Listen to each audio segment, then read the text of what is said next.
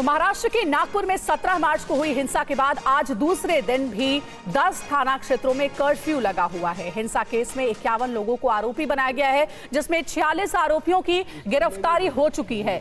36 लोगों को 21 मार्च तक पुलिस रिमांड पर भेजा गया है, जबकि 6 घायल आरोपियों का अस्पताल में इलाज चल रहा है। कुछ आरोपी अभी भी फरार हैं।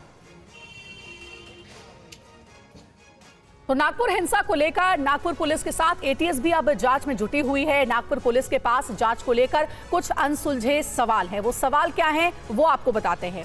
पहला सवाल, किसके बोलने पर दंगाई जमा हुए, इकट्ठा हुए? किसी मस्जिद से फतवा जारी किया गया क्या? ये भी एक अहम सवाल है। अगला सवाल ये, किसी व्हाट्सएप संदेश पर जमा हुई भीड़, साथ ही साथ गाड़ियों की तोड़फोड़ के लिए किसने उकसाया? किसके कहने पर गाड़ियों को तोड़ा गया?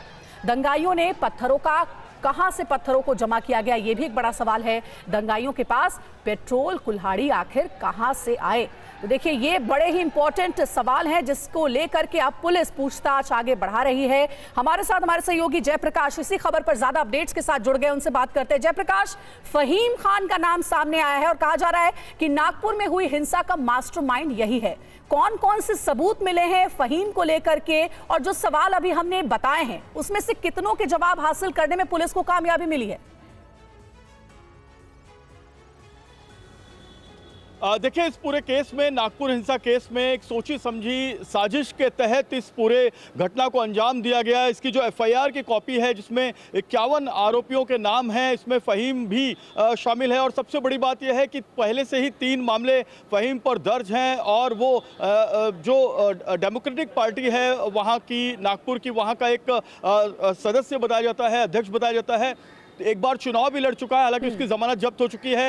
एक बड़ी बात इसमें यह है कि पुलिस ने यह बताया है कि महिला पुलिस कर्मियों के साथ बदसलूकी और अश्लील हरकतें करने की कोशिश इन लोगों ने बार बार की। ये बार बार इस बात को दोहरा रहे थे कि पुलिस की वजह से जो है वो चादर जलाई गई और पुलिस अगर चाहती तो वो चादर नहीं जलती। हालांकि उस चादर में कुछ भी ऐसा नहीं था, लेकिन ये अफवाह फैलाई गई कि उस चादर में कोई धार्मिक भावनाएं लिखी हुई थी। और इसी वजह से जो लोग हैं, जो मॉब है, 300 से 400 लोगों का मॉब, वो वहां पर 4 बजे शाम को जमा होना शुरू हुआ। इसके पहले एक एफआईआर बजरंग दल और विश्व हिंदू परिषद के 9 नेताओं के खिलाफ बीएनएस की अलग अलग 9 धाराओं में दर्ज किया जा चुका था। और ये बात इन सबको मालूम थी, फहीम को और बाकी इनके साथ जो आरोपी पकड़े गए हैं। लेकिन सबसे बड़ी बात यह है कि इसके बावजूद इन लोगों ने हंसापुरी इलाके में और भीड़ जमा की। घातक हथियार, जिसमें कुल्हाड़ी और धारदार हथियार, इसके अलावा डंडे, लकड़ी, पेट्रोल बम, ये तमाम चीजें इन लोगों ने जमा की। पत्थर बड़े पैमाने पर जमा किया और वहां पर पुलिस वालों को गाली देना शुरू किया, पुलिस वालों की वर्दी पर हाथ डालना शुरू किया,